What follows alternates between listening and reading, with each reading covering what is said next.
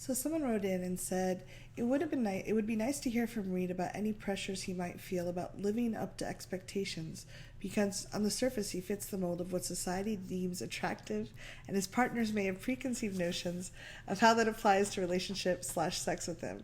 No disrespect to Cathy, but as a plus-size woman, I feel the concept of plus-size women being insecure is kind of played out, though I'm not invalidating her experiences, even if I don't relate to them. So this person crying next to me is Reid Mahalka from ReidAboutSex.com. This is Cathy Vartuli from the IntimacyDojo.com. Hi, Cathy. Hey, Reid. What, So living up to expectations, pressures you might feel? Everything's fine. Fine. Absolutely fine. No pressures. Next question. They're not going to accept that. Next question. Yeah, I mean, I think there's expectations for everybody. Yeah. And for me, what's useful is you basically got two choices. One is just remain ignorant so that you don't notice them, and that can be a state of bliss.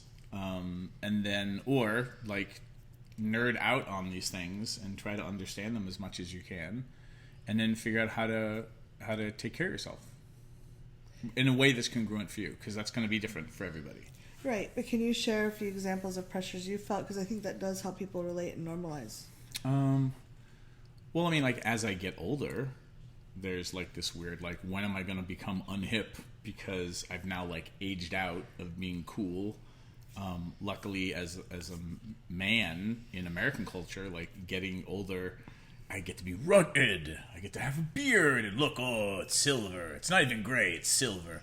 Like, there's all of that kind of things that are more kind to being a man. But as you nerd out on power dynamics and, like, social justice, if that's your thing, racism, privilege, then what has been interesting for me is there's all these judgments and expectations, and then there's this big, for me as a comic book nerd, like, with great power comes great responsibility, which I in my head make it mean with great privilege comes great responsibility. So it's like, how do I actually, without falling into some sort of perfection trap, understanding that I have a martyr part of me, and because I grew up in an alcoholic family, like, I'm supposed to be saving everybody, like I tried to save my mom and dad, that I put a lot of pressure and expectations on myself as well.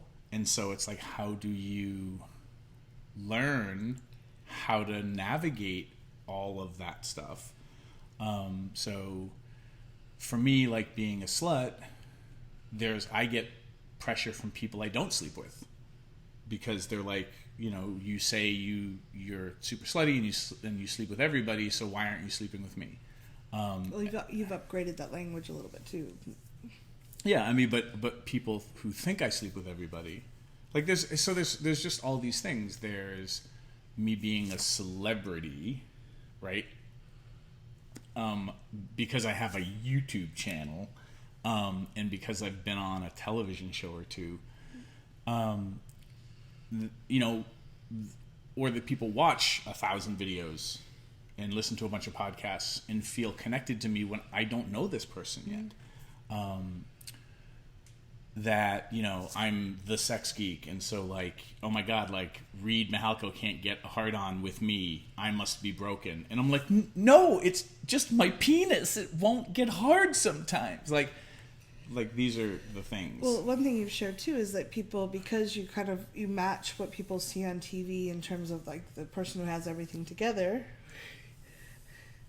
that when you tell people you have insecurities, you're extroverted, you're outgoing, but when you tell people that you have insecurities, a lot of times they just don't believe you. They think that you're just trying to be kind or something. No, like, it's true. Like, yeah, ask Cathy. Like, I'm not the most messed up person I know, but in here I am, and the things that I say to myself in my head are not kind things.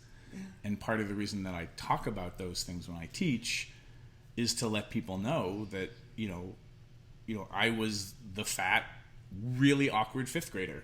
that nobody wanted to play Connect 4 with, and who nicknamed himself Captain Twinkie and told all of his friends to only address him as Captain Twinkie, who tried to get the teachers to only address him as Captain Twinkie. Would they? Like, no. They were like, no, Reid, I'm not going to call you Captain Twinkie in front of the class. I'm like, but these are just the cries of young nerds for help. So like that's me. That's the truth. And I just grew into this, and and all that awkwardness and all of my mom and dad's bullshit that they put themselves through, like, that's what created me. I'm desperately trying not to do what my mom and dad did with each other. They were stuck in a marriage that, while they loved each other, was horrible for them and did not make them happy. And the only uptick towards the end was that they were both so exhausted, they gave up fighting. And because they gave up fighting, there was a little bit more happiness at the end. That is not what I want my life to be about. And so as I get clear about when am I trying to fight for something that will only leave me exhausted, and because I give up fighting, it will then be happier. Like, that's not how I would advise people live their lives. That's not how you create happiness in your life. Yeah. And so my entire, like, if you're a psychotherapist and you're watching this, you're like, oh my God, this guy is completely messed up. I'm like, yes, I agree.